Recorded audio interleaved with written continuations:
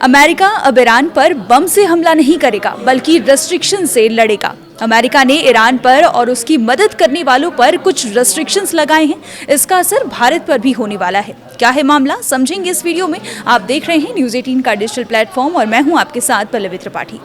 Trump प्रशासन ने Iran के पेट्रोलियम और पेट्रोकेमिकल कारोबार से कथित तौर पर जुड़ी भारत की 4 कंपनियों और 3 भारतीय नागरिकों पर प्रतिबंध लगा दिया है। ये कार्रवाई अमेरिका के नए ऑपरेशन इकोनॉमिक आउटकास्ट के तहत की गई है। वॉशिंगटन का कहना है कि इस कैंपेन का उद्देश्य ईरान तक पहुंचने वाले आर्थिक संसाधनों और उसकी तेल से होने वाली कमाई पर रोक लगाना है।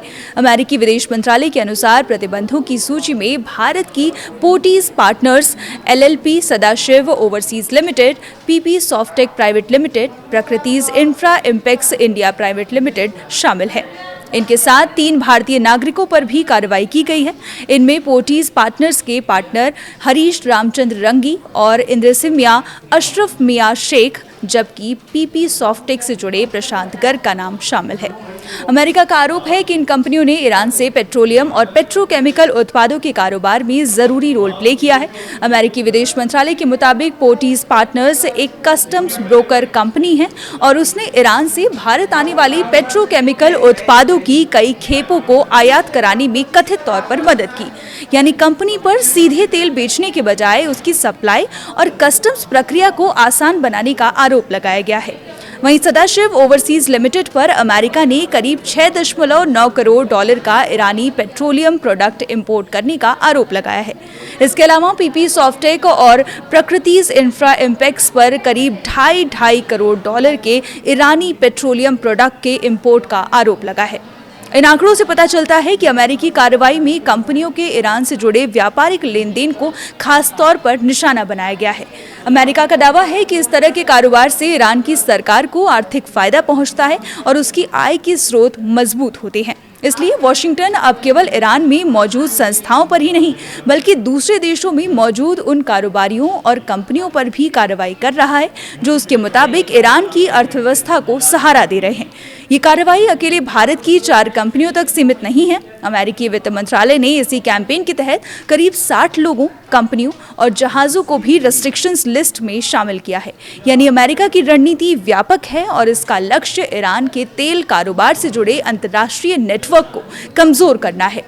अमेरिकी ट्रेजरी सेक्रेटरी स्कॉट बेसेंट ने ऑपरेशन इकोनॉमिक आउटकास्ट की शुरुआत करते हुए साफ संकेत दिया कि वॉशिंगटन ईरान के लिए आर्थिक रास्ते बंद करने की कोशिश करेगा। अमेरिका का उद्देश्य ईरान की तेल आय, शिपिंग, वित्तीय नेटवर्क और दूसरे कारोबारों पर दबाव बढ़ाना है।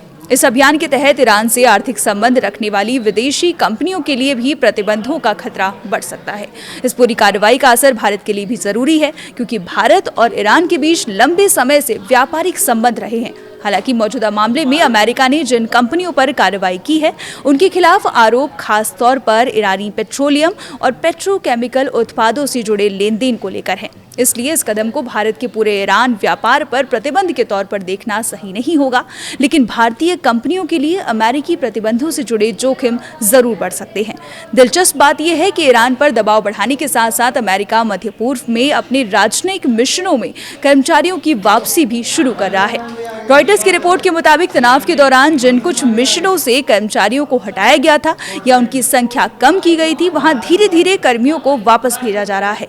इससे पता चलता है कि वॉशिंगटन भविष्य में संघर्ष बढ़ने के जोखिम को पहले की तुलना में कुछ कम मान रहा है, लेकिन कुछ दूतावास फिलहाल पूरी क्षमता से काम नहीं करेंगे। अमेरिका की नई रणनीति ईरान के खिलाफ सैन्य दबाव के साथ साथ आर्थिक मोर्चे पर भी कार्रवाई तेज करने की है। भारत की 4 कंपनियों और 3 नागरिकों पर लगाया गया ये प्रतिबंध दिखाता है कि वॉशिंगटन अब ईरान से जुड़े अंतर्राष्ट्रीय व्यापार नेटवर्क की बारीकी से निगरानी कर रहा है। आने वाले दिनों में ये देखना अहम होगा कि अमेरिका की ये नीति ईरान की अर्थव्यवस्था पर कितना असर डालती है और भारत जैसे देशों के साथ उसके कारोबारी संबंधों पर इसका कितना प्रभाव पड़ता है। इस पर आप क्या सोचते हैं, कमेंट कर जरूर बताएं। आगे अपडेट्स के लिए बने रहिए हमारे साथ और देखते रहिए न्यूज़ 18।